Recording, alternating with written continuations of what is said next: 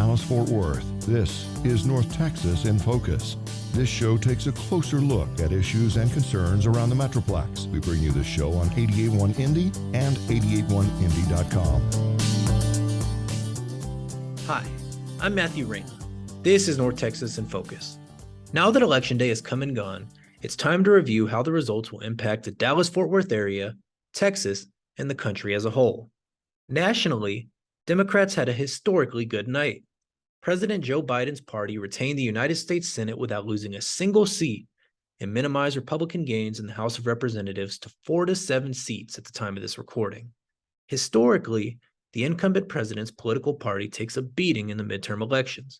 According to CNN, since 1922, there have only been 3 instances of the incumbent president's political party losing no seats in the Senate and less than 10 seats in the House in their first midterm election.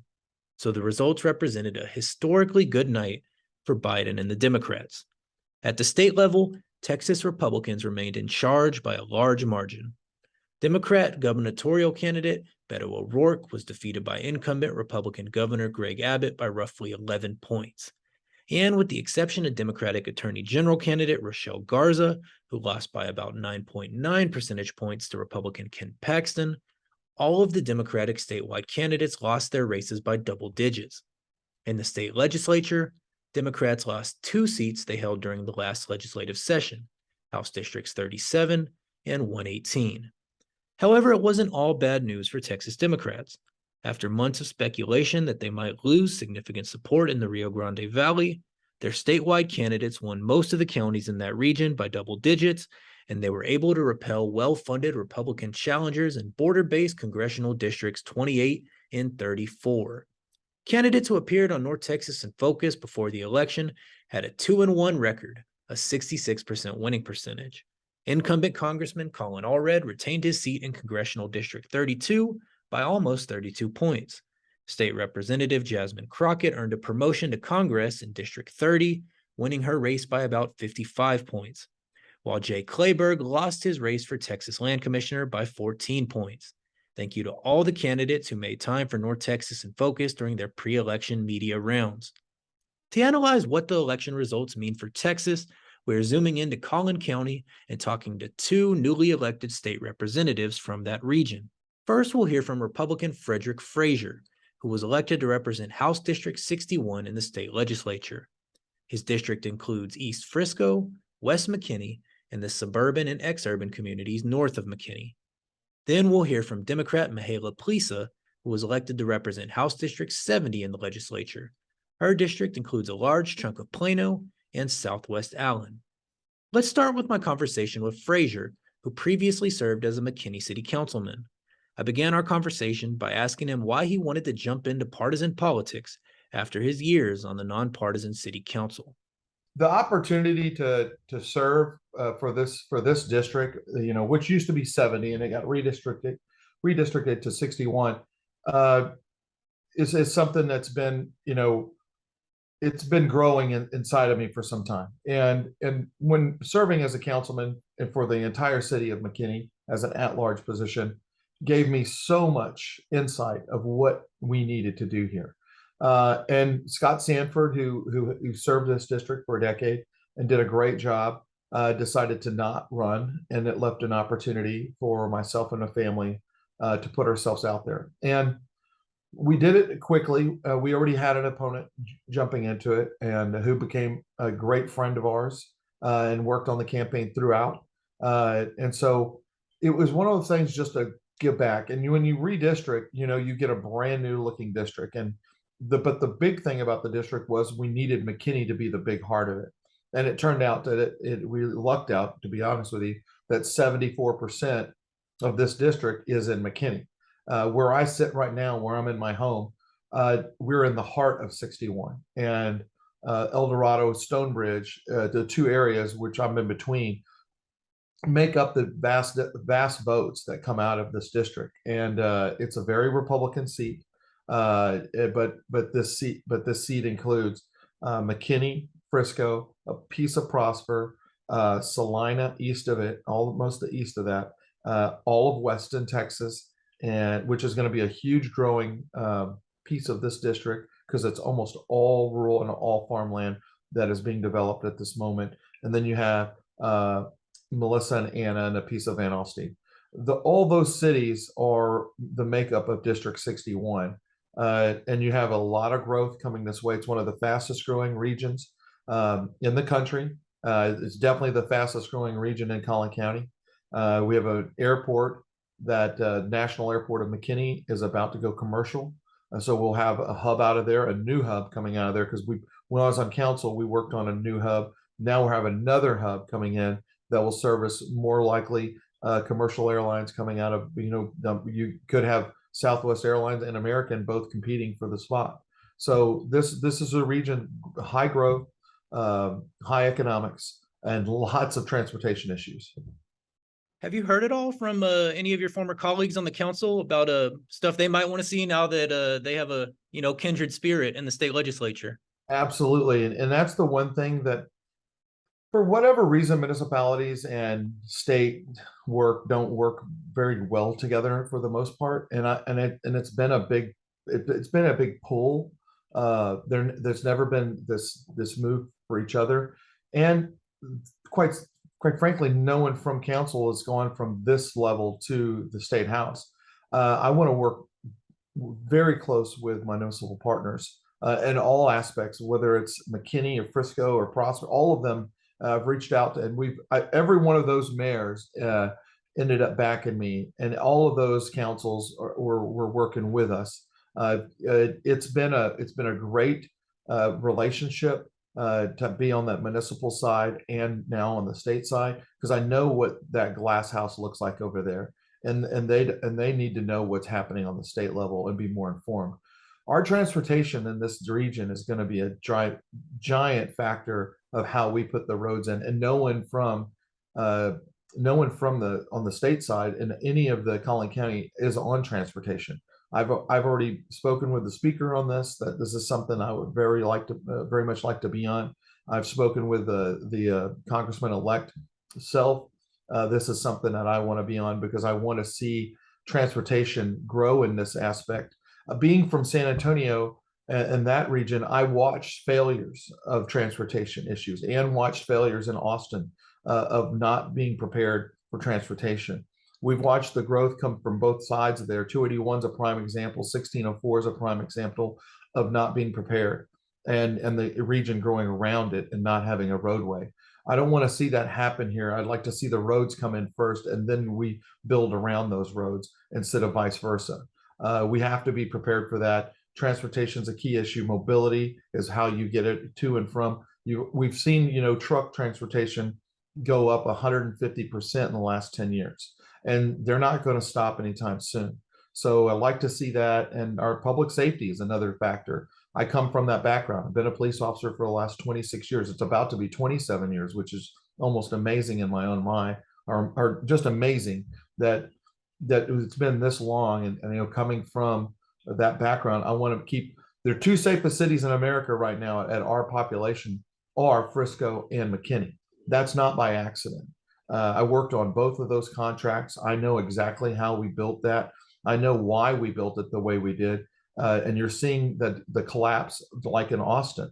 You're seeing the response time collapse. You're seeing the response time collapse in Houston. You're seeing the highest, murder rates that you've seen in decades in both those towns. And it's because the direct effect of not having enough officers on the ground and not having the response times. When we do have the response and we do have the officers, that suppresses. And that is a word you need to use sometimes, because you have to have officers out there doing their job, be able to go where they're needed in a moment's notice. So my next question was, what are your priorities? But I think I can take a couple out there: transportation, public safety. Yes. And the tax relief is going to be a huge issue. Our region has been pushing folks out further and further and further. And when I say pushing them out further, McKinney is a very expensive place to live. Our median income went from, for home went from $347,000 to $500 and some $1,000. That changed almost overnight. And what changed with that as well is the taxes. The property taxes are taxing a lot of folks out of their homes. And the real problem with the property taxes, it's taxing folks out that that commute, the folks that are retired, folks that have that, they have that income. They don't have that buffer in there for that miss that check and they can't make it happen. They're check by check, and that's how a lot of Americans live, and that's how a lot of Texans live, and that's a lot of like Collin County folks live. And when you have taxes that grow as fast as they've been being grown, it's taxing folks out of their homes. I've spoken to so many folks, seniors especially, with the inflation rate has its climb because of our administration in the White House right now, and the things that are happening across our country. It's dramatically affected those seniors. Those seniors are not seeing they're not seeing another dollar added to their retirement. They're watching those go down while that grows, and then the taxes are going with it. So a tax relief needs to come into play. We need to look at where that's coming from on the education front. If you weren't familiar with, like, in the '86 legislation, they passed a recapture rate that was tied to education in the state. It was like $13 billion. That wasn't enough money. It was a great soundbite, and it was a great relief for a moment. We need to go back and look at how education's being paid for and how much the state is putting in versus the people. Because right now people are seeing that 3/4 of what they're getting taxed on is schools, and that's nothing coming back from the state side to help them. And we're also watching on the education side, teachers leaving at a moment's notice. A lot of teachers are leaving before they even qualify for their pension. And that's almost unheard of. Police officers, that we call it vested, and I'm sure it's the same in a teachers association or teachers business, is that when they're not vested, they are vested into their pension. And you have teachers that are walking out. You have teachers that are walking out with 16, 17 years on because they don't see a good, they don't see a rainbow at the end of this. They see that this is doom. We had a conversation with a group of teachers yesterday of how unhealthy the environment is at schools right now. We need to look into that and see what we can fix. Folks don't really realize that our education, our public education, is the key function for our ability to build employees. And when I say that, because 5.5 million students are in our public school system. Out of those 5.5 million, that is where your employee base comes from. Everything that you're going to grow around this state. That doesn't a mechanic, it does you electrical engineer, you doctor. All of it starts with our public school system. The folks that are like, well, we got private schools. We don't. We do, but we don't have them all over our state. And rural areas don't have that.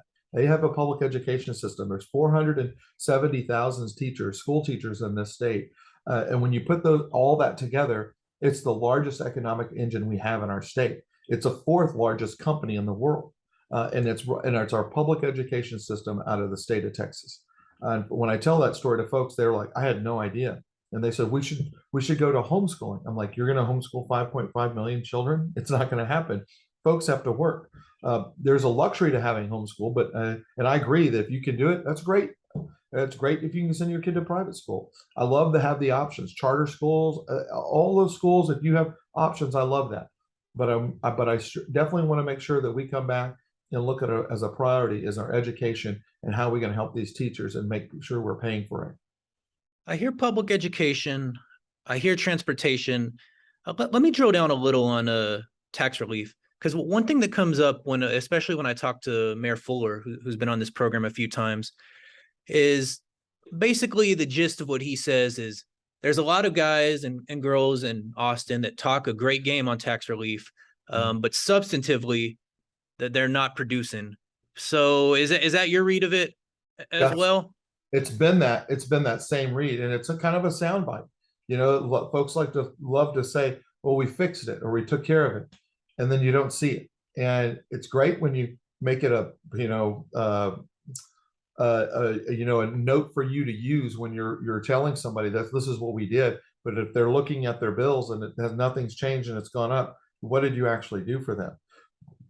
And you look at the education part on the recapture rate, it did not work. And I love that everyone that worked on that in the '86 and they got it passed, because I know that when they did it, they thought, oh, for sure, this is the fix. Well, it was a fix right then. We need to go back and really put a fix on this for a long-term outlook. The money that's in there that's not being that's in there that's not being put towards education is the loss for everybody. It's the loss for every homeowner. It's a loss for every school. It's a loss for every parent that's trying to figure out what to do on these taxes. And so we've got to go back and look at that and say, this is a priority. Make this a priority bill this session and make it priority bill number one. Let me dig out of the policy a little and move over to the politics. With the margins y'all have in the House, it looks like I could be mistaken, but probably about 85 Republicans, 65 Democrats.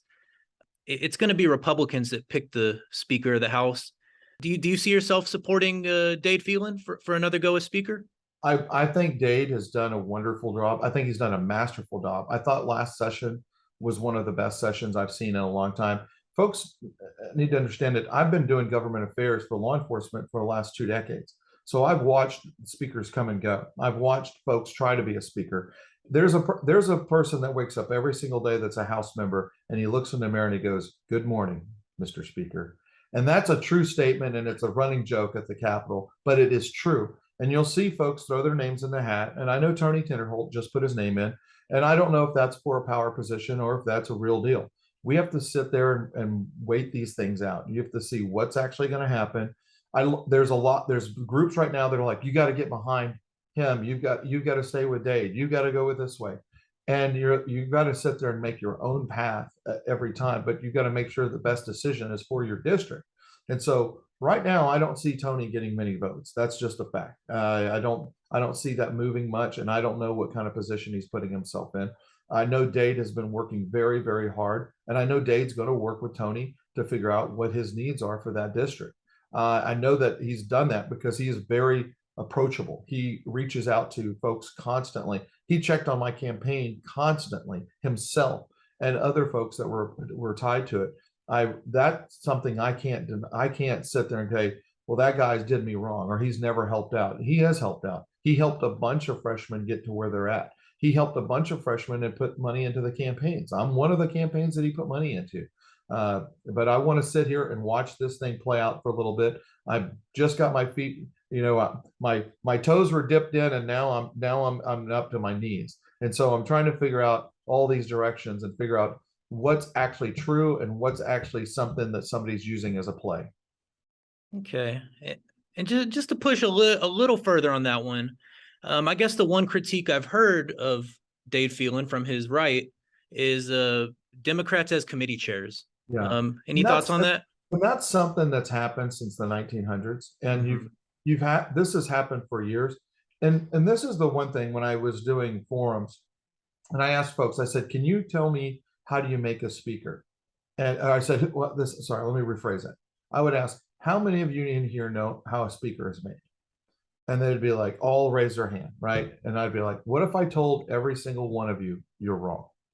What if I told you that collective groups all put themselves in a basket and basically they all go against each other, and all of those collective groups get Democrats to support them, every single one of them?" That's a fact, because they know they have to get to a certain number to make sure that they're the speaker, and they can't do it if there's 4 sets of Republican groups or 3 sets of Republican groups. They have to take on Democrats, and the only way to get the Democrats to come over to that group is to make sure they're getting something out of the deal, and that's chairmanships, and that's on committees, and that's how that business has been done, and that's how that business has been done for a very, very, very long time, because it's not an elected position there; it's a pushed position, and then a vote comes from inside the body. Unlike the lieutenant governor. That's why the 2 forms of government are completely different. So when you watch that happen, and you know that that's where it's going to come from, it's pretty impossible to not put a Democrat somewhere, because you're going to have to get to that magic number, and that's how it's built. So that doesn't sound like a red line for you on who you'd support Yeah. in the speaker. Okay. Yeah. Are things really as divided as they seem with, what we see on the news, the partisan politics? You were the legislative liaison for a great deal of years for the Fraternal Order of Police. So you probably know people both sides of the aisle. Is it as bad as what we see on the TV? No, And I will tell you, the communication process.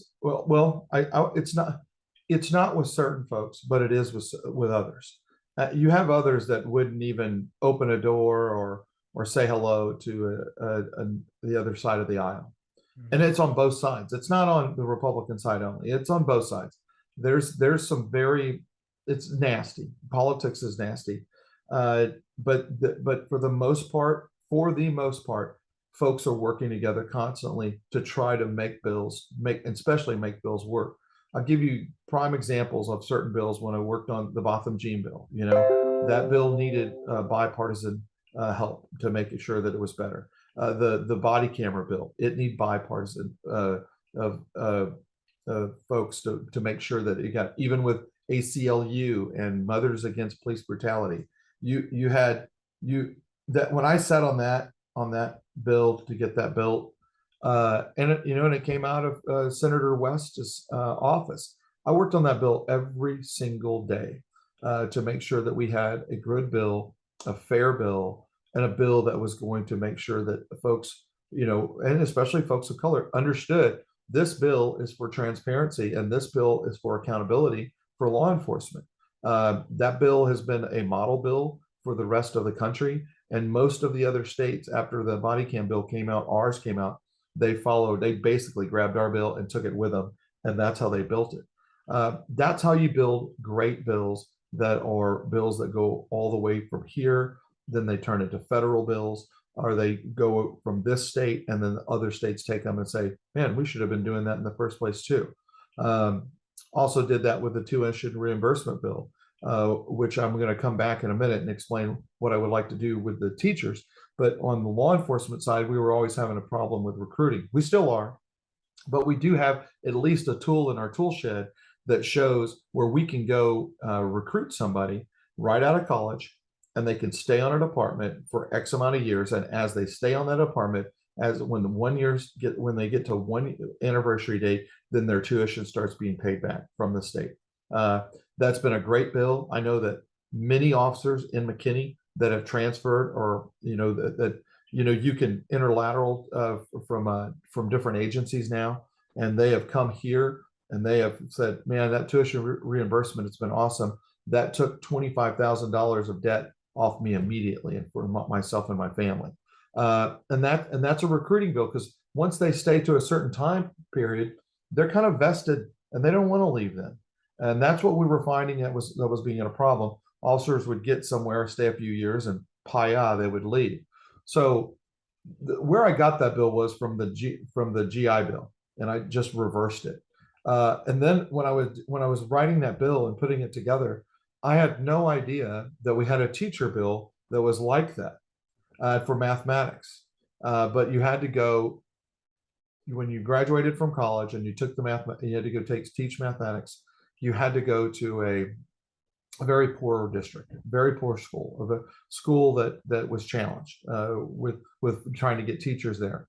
I'd like to, and what's happened with that is no one's using it. Every time I looked into the budget for that the money that was for folks to take on their student aid or student loan debt, it was full. They weren't using it.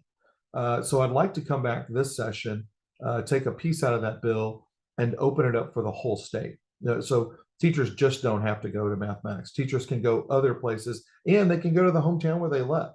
A lot of teachers want to come back to McKinney, come back here and work for the school district, move right back in with their parents and have their school, and then start working. We understand that. I've talked to the teachers. I understand that's what they want to do. I understand they want to come home. They don't want to go to 30 miles from here and go work somewhere they don't understand. They don't understand the district. They don't understand the school system, because they came from one and then now they're getting thrown in another one. I'd like to see the hometown work, that hometown feeling work for those teachers, and I'd like to see them get something out of it. And we also need to look at what we're going to do for the teachers that are you're trying to retain. There's three things to make all these things work, or whether it's public safety or teachers or fire, all of them, public safety and fire, same difference. but you always have to have recruitment, retainment, and retirement. If you don't have those three things working and you're not helping with those three things, that's when your system starts to fall apart. You saw that in Austin. You've seen that in San Antonio. We've watched San Antonio go through the same problem with recruiting, and we've seen San Antonio go through the same thing with retainment, and you're seeing it in Houston big time. And so we've got to combat that and help. The state has to come in there and help out when the state has the money to do it. The voters in Texas, seemingly sent a pretty overwhelmingly clear message. They want Republican leadership. I think all the statewides won by double digits, maybe except for Ken Paxton won 9.9, 9.8. On the other hand, the American voters writ large, pretty mixed bag. Looks like a split Congress on both sides of the aisle. And then on the other hand, you won your race pretty clearly, but Collin County, for the first time in decades, will have a Democrat in its delegation. What do you take from these results, and what message do you think voters are sending here?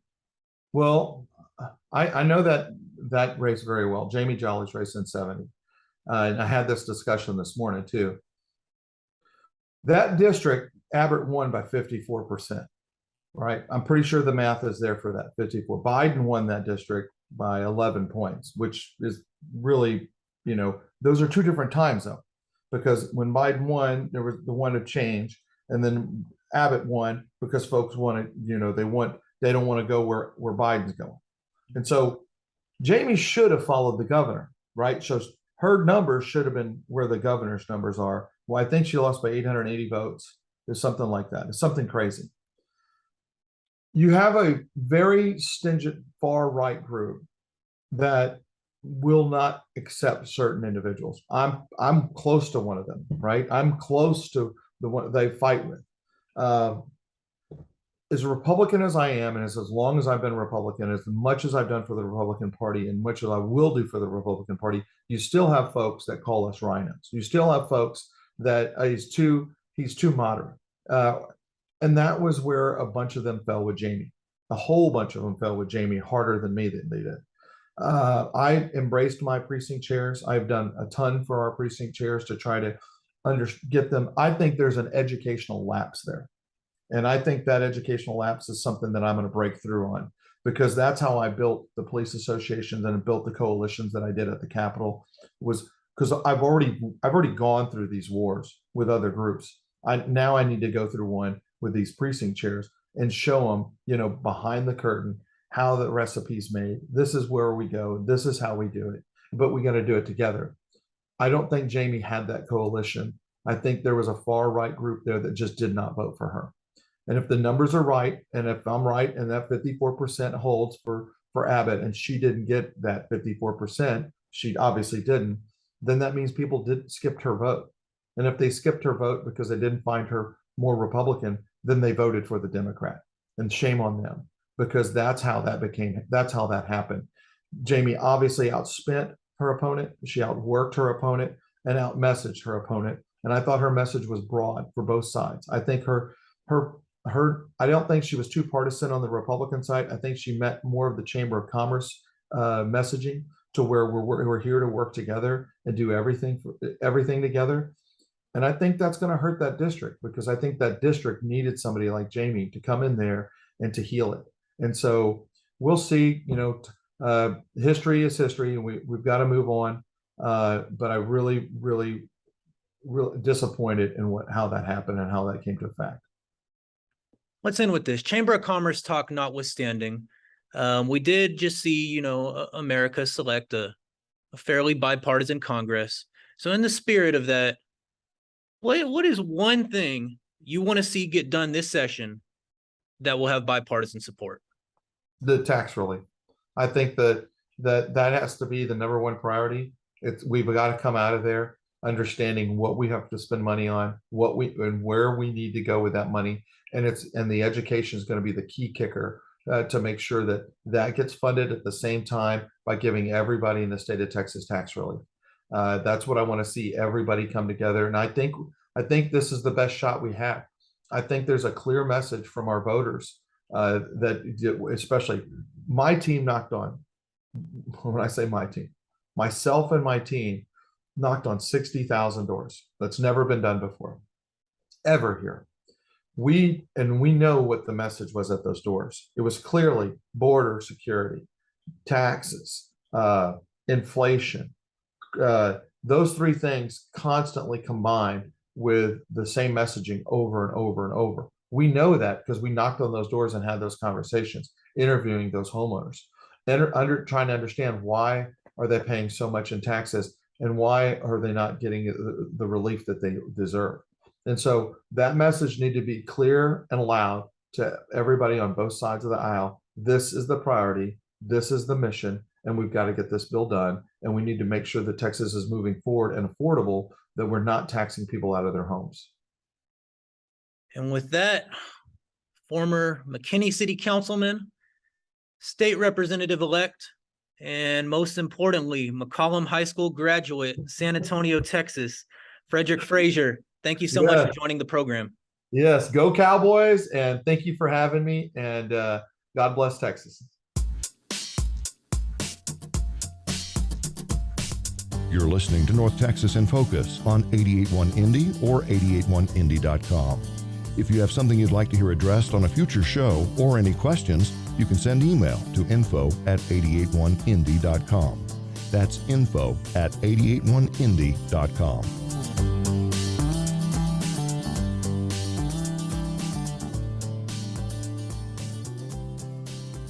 That was Republican State Representative-elect Frederick Frazier, who will soon represent House District 61 in the Texas Legislature. Next, let's listen to my conversation with Mihaela Plesa. Representative-elect Plesa, a Democrat, previously served many years as the legislative director for State Representative Ray Lopez, who represents the near northwest side in the great city of San Antonio. I started my conversation with Plesa by asking her to assess the midterm election results in Collin County. Well, look, Collin County was a bright blue star in Texas in what some might say was kind of a dimly lit night. Look, we made history here in Collin County, and I'm so proud of the work that we've done. We have built on, Democratic work, independent work, moderate work for a long time. There have been great candidates that came before me, like Sharon Hirsch, like Sarah Depew, Mark Ferris. These were amazing candidates that kind of paved the way for us to pick up this win. And yeah, you're right. It is the first time a Democrat has represented Collin County in the State House of Representatives in over 30 years. So, in lifetimes. And also, we believe we're still doing our research with the Legislative Reference Library, but we believe that we just sent the first female Democrat to the State House from Collin County ever in Texas history. So it was amazing and a huge win for our community. I wonder, with all the election denialism going on the Republican side, I wonder if you received a concession call from your opponent. I did not receive a call, but she did post a Facebook post that, was very nice, that said she didn't want to have any more division in the community. And I respect that. Look, we didn't get into these races to divide our districts and our communities. I got in it because I love my community, and I'm grateful that my opponent did concede on Facebook and congratulated us, and that we're going to work together next session to bring results back to our community, because that's what we do. We're Texans, right? And win or lose, we're going to come back together, and Texans deserve change. They deserve results. We've been going through a lot lately. Indeed, we have. You spent many years working as a legislative director for Representative Lopez of San Antonio. I wonder how your experience serving the people of San Antonio and Austin will help you now that you're a representative representing the people of Collin County at the Capitol. Yeah, so I am so honored to have worked for Representative Lopez in Bexar County, in San Antonio, military city, USA. And working with him, I was able to staff him on the county affairs committee. And so I've worked with a bunch of counties all over the state. Even in my first couple of years as a staffer in the Capitol, I worked for members like Representative Sean Theory out of Harris County. And I think that working across the aisle with so many different demographics is going to put me perfectly suited to represent Collin County. I have the experience to work with the municipalities on issues that are important to them, like transportation and making sure that our county jails are funded. So I'm really excited. Bill filing starts this week. So I've been talking to my colleagues and talking to stakeholders. And even though we are a freshman office, my experience will put us at the front of the line to get our bills and our priorities moved. So I'm super excited and ready to get to work. On issues that kind of motivate the Democratic base, stuff like voting rights, Democrats had a pretty brutal session in 2021. Kind of in some ways getting run over by the Republican majority on some of those issues. I wonder what the numbers about the same, why we can expect 2023 to be any different. Well, look, I think that Republicans saw that even though they were slated to pick up a bunch of seats, even House District 70, I mean, look, they put over $3 million in my race. They put millions of dollars all over um, the state of Texas to keep these seats, and they didn't really pick up anything. I think that the people did speak. They don't believe that they feel safe when they send their kids to school. I think that women are upset about the fact that now their healthcare has been limited. And I think that the young people who came out and voted and kind of showed up for us on Tuesday realize what we were talking about when we were talking about voter suppression, right? A huge issue that I noticed was, kids at school, students who might be registered in Collin County, but were at, University of North Texas or, in Austin or all over the state and country who are now going like, why didn't I know about vote by mail? Right? Why isn't this taught to me? Why didn't I know that I had access to this? I thought this was just for over 65 or if I was disabled or something. So I mean, these issues are going to be huge for me because I know that they matter to my community, right? And I think that the Republicans need to look at what they've done because, I mean, look, they wouldn't have not wanted to release the maternal mortality numbers if they knew that it was going to be good, right? They were afraid because they know that limiting a woman's access to healthcare has deadly consequences. And I think that they really need to um, not be so happy with the most conservative session in history. We need to have a more bipartisan um, legislature. So I'm excited to be part of that. I'm excited to show them that, look, competitive districts like mine broke for Democrats because we care about guns, we care about children, we care about women's rights, we care about voting rights, as well as caring about property taxes and the economy, right? We care about kids having access to an education. And with that in mind, would you expect that they will turn away from those hard right issues and perhaps we have another session like 2019 that seemed more bipartisan, or are you expecting another hard right session but maybe optimistic that it won't be that way? You know what? I don't think that we're going to have that hard right session that everybody's afraid of. I hope, that my Republican colleagues understand that the people want us to go back to focusing on like public school funding, right? When we came back into the legislative session after the House picked up those 12 seats, we really focused on things that mattered: foster care reform, public school finance, and the people were really happy with that. So I hope that that's what the Speaker of the House will focus on, what the governor and the lieutenant governor will focus on, because people are still feeling the effects of the winter storm, right? Our utility bills are going up. And so I think people really want us to start focusing on, is the grid fixed or not? Our teachers are suffering and our retired teachers are suffering. I think that they are ready not just for a 13th check, but a permanent cost of living adjustment, right? And I think that Republicans have been hearing that on the campaign trail, and I believe that they'll come around. Let's just put it that way. I have hope in them. In your mind, what do you think Democrats need to do to turn the tide back in their favor in Texas? And specifically, what do you think state Democrats could learn from your race?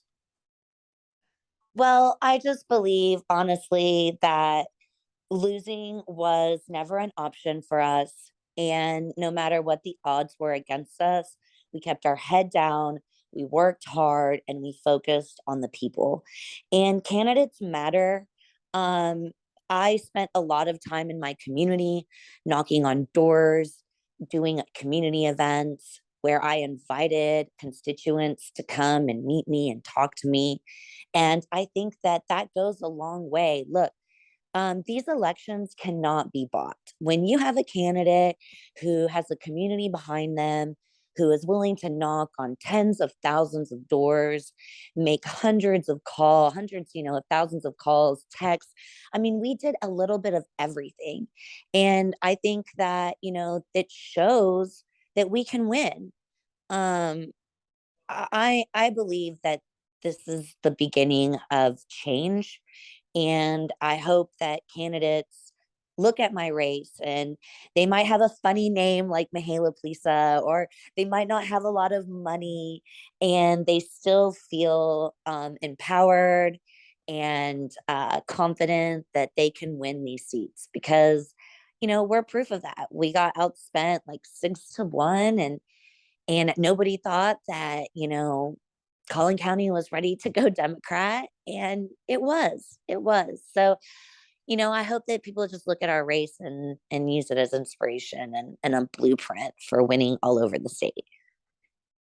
Well, now that you did win and you're moving, you're transitioning from the role of being a legislative staffer to now being the legislator yourself. I guess I wonder this. There's a lot of folks in the Capitol who talk a great game on wages and dignity of work, but don't pay their staff, I would say, according to that rhetoric. I wonder if you're planning on paying your Capitol staff a living wage adjusted for living in an expensive city like Austin. Look, absolutely. I have been a staffer. I have worked for free. I have worked nights. I know what it takes. I know the sacrifices that the staff do. They spend 20 plus hours a day in those offices, and they work really, really hard. Austin is a super expensive city to live in.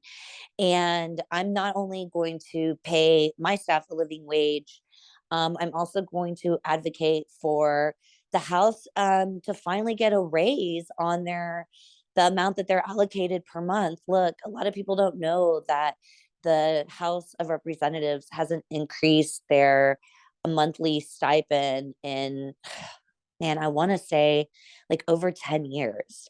So, I mean, whereas the Senate does it all the time. That needs to change. And so I'm definitely going to advocate not just for my office, but for every office, because that's why we're losing great staff in the Capitol building. They're going into the private sector, into the lobby, and that's a loss for the people of Texas, because the staff really are the lifeblood of the building. So I'm definitely going to advocate for all our staffers and make sure that they're taken care of, because they work so hard for the people. What's one major piece of legislation that you think will pass on a bipartisan basis this session? Oh, I hope that there's going to be a lot, but I definitely hope, and I hope to be a part of it. Um, Raising the basic allotment for public school funding per pupil funding, right? We're way under average, under the national average for what we're allocating for our kiddos. And I hope that not only we raise that basic allotment, but we index it to inflation or CPI, something so it can keep up with the times. I think that that's going to have the biggest effect, not just on our school districts, resources for our teachers and children, but also our property taxes. A lot of people don't know that part of the problem with the increase of our property taxes is that the state of Texas has essentially been defunding public education. And so, as they stop spending on public education, the property tax owner has to pick up that burden.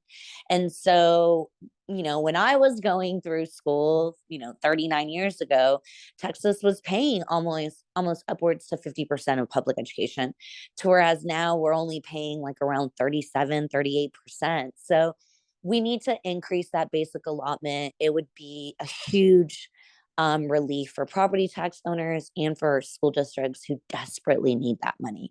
And so I look forward to working with Republicans and Democrats to get this done for our school districts. Well, State Representative-elect Mihaela Plesa, thank you so much for joining the program today. Thank you so much for giving me an opportunity. Look, I'm a public school kid. I was at University of North Texas, graduated from their political science program. I'm super grateful for this opportunity. We need more young people to get involved. And, we are the change, I guess, that we want to see, and we're the future. So let's get out there and work to build a better tomorrow. So thank you so much for having me. It's so great to be with you guys this morning. And let's go out there and change the world. That was Democratic State Representative-elect Mihaela Plesa, who will be sworn in early next year as the representative for Texas House District 70. I would like to thank both of my guests, Representatives-elect Mihaela Plesa and Frederick Frazier, for their time and candid answers. I wish both of them the best of luck as they embark on their legislative careers. I hope you'll tune in next week as I speak to Hayden Pettigo, a former candidate for City Council in Amarillo, who was recently featured in the PBS documentary Kid Candidate. That's it for this week's program. For KNTU's North Texas in Focus, I'm Matthew Reyna.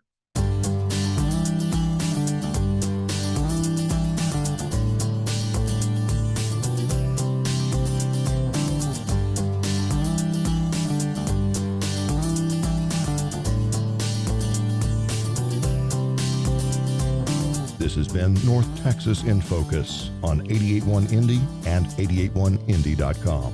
If you have questions or information to share with us, you can send email to info@881indy.com. Thanks for listening.